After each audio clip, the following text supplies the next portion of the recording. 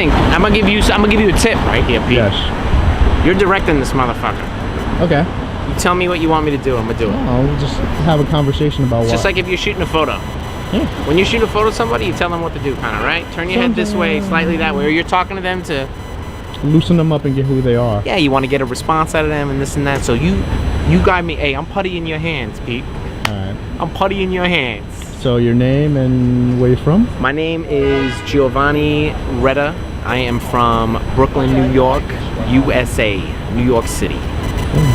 And how did you get into photography? I got into. Should I look at you with the camera? Either or. It doesn't matter. I think I'm gonna look at you. I'm gonna look at you. I'm gonna look at you. I like your face. Thank you. My dad got me a camera one year for my birthday, and it was like a shitty Canon Rebel, and I was just like, I want to shoot photos. Like that was it, and I was hooked. And you know, I was skateboarding, so it only made sense to like shoot skateboarding. So I started shooting skateboarding, and then I had like some crappy fucking job just so I can like get money, and I got some money together and I bought like a better camera and stuff like that, and I started going into the city like every day, and I said like, I'm just gonna make sure I shoot a photo every day. I don't care what it is, I don't care what the trick is, I don't care who it is, I just want to make sure I shoot a photo every day. And then you meet one person and another, and it's like anything else where you just start meeting people, and then your photos start getting a little better, and next thing you know, it's like someone's like, hey, I need an ad. Can you shoot this? And it's like, yeah. And then boom, you're off to the races. Do you remember who your first ad was for? Fuck, couldn't even tell you. That was a long time ago. I don't know, it might have been like Mike Hernandez for like a Shorties ad, but it was like, I don't know if that was the first one. It might have been, the ad. Fuck. It could have, I think it was Mike Hernandez, and it was like Shorties did this like, they like, because they had a Bolt team, so it was like everybody on the Bolt team, so there was literally like 100 photos on the spread, and they were all like, they were literally like the size of a stamp. So it was just like, that might have been like the very first ad I did, but And then you started doing magazine work. Yeah, then you again like, and then like you're shooting all the New York guys and doing that, and then you start submitting to magazines, and then I remember when I got like a photo of Ryan Hickey in Transworld, and I was like, yo, dude, I was so stoked to have like Ryan Hickey, who's from Brooklyn, to me was like, he was such a sick skater, and have him in Transworld was like, I was like, this is amazing. That was like 20 fucking years ago, like it was a long time ago. He's one of the more underrated skaters in the city. Like people don't. Yeah, realize. Ryan was so fucking good, man. Really, really good, and a lot of power and a lot of. He just had a. Yeah. Ryan had amazing style too, and like, especially all those old Metropolitan ads. I always remember looking at like the Ari Macropolis shot, and just Ryan always like, he just looked dope in those ads. Like, you know what I mean? Like Ryan's just one of those dudes. Just he was a guy that I used to like. You see him skating around, and you were like, yo, he looks dope. Like, so that was a. Should I wait for that? Probably should wait for that. But it wouldn't be New York without a train, right? Yeah. So if you want light, but we got the train as well. Yeah, but Ryan was definitely one of those dudes that I was so stoked to have like a photo of Ryan Hickey in Transworld. And it was like right by Supreme. He was doing like a wall ride, nollie out on the wall in Lafayette. Like Jamal Simmons is in the background. Like it was it was just dope. It was a dope. For me, it was like such a good moment. I was stoked. Yeah, you were responsible for skating a lot of what I call the golden era of skateboarding in the city, which it's funny because it kind of runs along the golden era of hip hop too. Yeah, I was there for sure, but there was also like a lot of other people that were here too that you can't deny and leave out, like Dmitry Eliashkovitz. He was here. Michael Mealy moved here from Australia, and he definitely documented this city amazingly well, like amazing, and then so there was definitely some other people as well that were yeah, but it was a crew, you guys. That still exists in New York City. It's still here. Yep. That's But yeah, there was and even Sammy Glucksman, like he was young and he shot a lot of dope shit too of a lot of people, and Sammy's still around, and you know. He's one of you guys that didn't migrate over to California. Yeah, some of us migrated, but you know. Yeah. What prompted that? What prompted you moving to going to LA was because I was working for Zoo York at the time. Like, they sold to Echo, so we all started making some money. You know what I mean? Like, and then I got offered a job at Big Brother to be the photo editor, and I was like, I mean, when am I gonna have an opportunity to be a photo editor of a magazine? Especially at the time when you had like Thrasher, Transworld, Big Brother, Slap. It was like I would never be able to get a job at one, like a photo editor job at Thrasher or Transworld was like just never gonna happen. You know what I mean? So I moved to LA to work for Big Brother and be the photo editor there, and it was with Dave Carney and, you know, but like, you know, Cliver and Dimitri and Tremaine and all those dudes already left to go do Jackass, so it was like me, Narako, and Carney. So it was definitely like it was the end of Big Brother, pretty much, like the last six issues I did. But it was just cool to be like, yeah, fuck it, I'm gonna go be the photo editor at Big Brother. You know, at least I can say I did that. You know, so that's what prompted that move. And then I was really good friends with Tim Gavin at the time, and then he hired me to work for DVS. I was gonna ask you about that because you did you did that Harold book, but that I did the Harold book, yeah. But yeah, because I was working for DVS, they hired me as their staff photographer, and I was pretty much freelancing to everybody. And you know, and that's when Harold passed away. I was like, I told Tim, I was like, yo, I want to do this Harold Hunter book.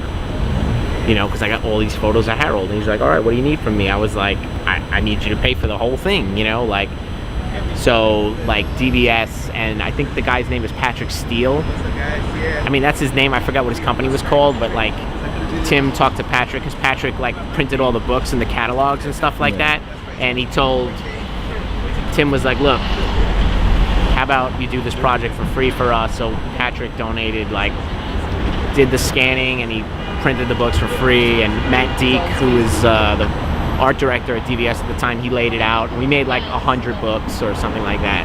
Yeah. 100? I think it was like 100. I have a couple left. I have one of them. I think you gave me one. They're all numbered and signed. Yes. If I gave you one, it's numbered and signed. It's numbered and signed, yes. I have it in my bookshelf. So yes, I did this little book on Harold, and that was cool. And you also did like a portrait book too. I did do a portrait book called Demigods and Cosmic Children, and that was with Oh Wow, which was Aaron Bondaroff and Al Moran and Mills Moran, and that was fun to do because it was like in a studio, and it was just so different than shooting skateboarding, because you're in like this controlled environment as opposed to you're in the fucking streets skating around with your camera bag on, like, let's skate that, hopefully we don't get kicked out, like, you know. So that was definitely, it was good. It was just good to do. It was just fun. How do you like the transition between LA and New York? LA and New York, here's the thing. You can't compare LA and New York. They are two totally different places. It's like comparing an apple and an orange, and that's how I feel about it, because there's things about, I mean, New York City's my hometown, and it's like my family's here, and people that are like my brothers, like family, that's like friends that are like family are here, and I am always the most comfortable in New York City because it's home. But LA has its great things too, like beautiful weather. I mean, if you're trying to make a career in skateboarding, there's no better place to be. You know, there's a lot of opportunity. There's all the skaters are there. Like, you know, you get your space you get in LA is bigger than what you're getting in New York. So it's like, you know, for me, it was like I just would like concentrate on what's good about LA and what's good about New York, because if you concentrate on the bad sides of anything, you could hate anywhere, you know. So it's like just differences, I think. It's just different, man. It's like people in New York are like, oh, don't you miss the seasons? I'm like, no, I don't want to shovel my mother's front of my mother's house. I don't want to be in the snow anymore. I don't want to be in the fucking cold. I was here for 30 fucking years. Like, I'm good. Right. You know, maybe I'll be back. You know, I've been spending a lot more time out here. Maybe I'll come back one day, but you can't get that bodega coffee. I can't get bodega coffee in LA, but the bodegas are disappearing here. Yeah. It's been upsetting too, because I asked for regular coffee in the bodegas, And they're like, what, milk and sugar? And I'm like, motherfucker, regular coffee is milk, 2 sugars, man. That's a New York City staple, and that's going away. And look, I don't want to sound like bitter old dude, like, I miss the old New York. But everything changes, man. Like, everything changes, and that's one thing you can rely on, especially in New York City, is it's going to change. Yep. And the thing is this, even LA is going through the same kind of change that New York City goes through, you know? It's like, the people I hang out with in LA are very similar to the people I hang out with in New York, you know? And it's like, everyone's chasing the dream, man. You know what I mean? Everyone's chasing the dream. Everyone's got to hustle. Everyone's trying to do their thing. You know what I mean? You want to, like, do the best thing that you could do, you know? Like, so, you know, just, you know, LA is, you know, it's different. Wait, hold on. Wait. It just seems like it's more conducive to quality of life. I mean, yeah. I mean, look, New York City's it's so expensive. You know what I mean? Like, and it's the same thing with LA, because, like, even LA is getting a lot more expensive. You know what I mean? Like, for what you can get for rent in LA is definitely going to be bigger than what you can get in New York. You know what I mean? But then there's also LA, it's like there's a lot of driving, so you need a car and car insurance. So there's like money for that as opposed to that's your rent. You know what I mean? But then in New York, you're taking cabs all the time. You know what I mean? So it's like, I don't know, there's a lot of similarities, but there's definitely a lot of there's a lot of differences as well. But, you know, I just feel like, just like people hustle in New York, people are hustling in LA. It's like, it's all a hustle. Everyone's hustling, you know what I mean? Like, one place isn't better than the other in my mind, and I'm actually glad that, like, yeah, I did some living in Los Angeles. It's kind of fresh to say I lived somewhere else for a little bit. You got to get horchatas and black and whites at 1 a.m. in East LA. Yeah, LA's good for a street taco, like a buttery ass street taco you can get in LA, and a horchata, and an horchata for sure at like 2 o'clock in the morning. And with those black and white cookies from the taco trucks. Yeah, those are good, man. Yeah. But, you know, just like New York, you get like a slice of pizza, you know what I mean? Like, and a bagel, you know?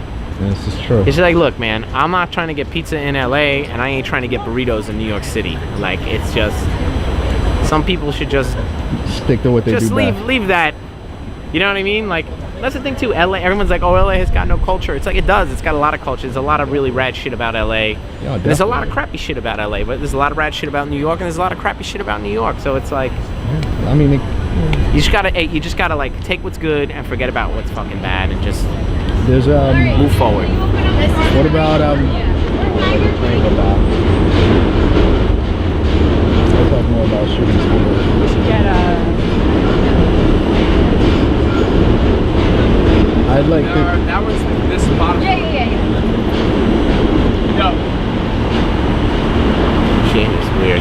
Anyway, what were you gonna say? I said, I like to think there's like a symbiosis between skaters and their photographers. Yeah. Like, an interdependence kind of, like, you have to have a sort of connection and anticipation. Yeah, I think you definitely have to have a connection with the skater you're shooting, and you know what I mean? Like, but it's like any photographer subject relationship, you know what I mean? But especially with skateboarding, it's such like it's very like, oh, this is my crew, these are my boys, this is my, you know what I mean? Where, you know, like these people that you're shooting photos of, especially like, what is going on? Like, some weird shit.